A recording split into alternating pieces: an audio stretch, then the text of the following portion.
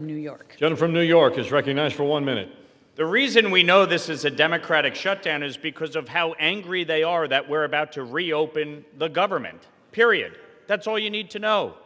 In 2023, Jerry Nadler said shutdown is really an extremist policy designed to appeal to an extremist base and hold the whole country hostage.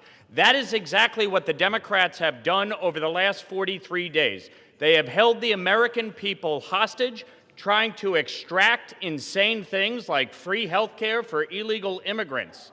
If they were serious about tackling the health care affordability crisis in this country, then they would address the fundamental problem with Obamacare. Since Obamacare took effect, health care premiums have risen by 96%, and on the open market by 114%.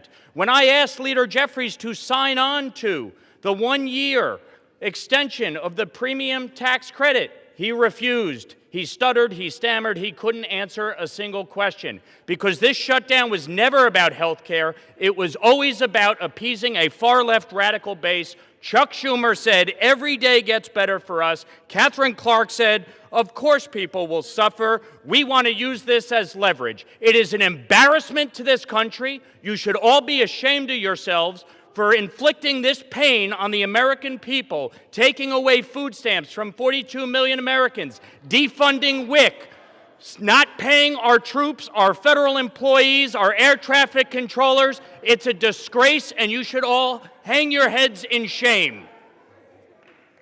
Vote yes to pass the bill and reopen the government.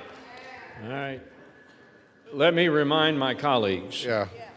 I fully recognize that there's a lot of pent-up anxiety and emotions have been elevated somewhat, but please, in the interest of the decorum of this House, to direct your comments to the chair and do not engage in personalities toward the Senate, toward the President, and others. Gentleman from Massachusetts with 14 and 1/2 minutes remaining. Yeah. Well, Mr. Speaker, let me just say the gentleman from New York sounds as extreme as his voting record.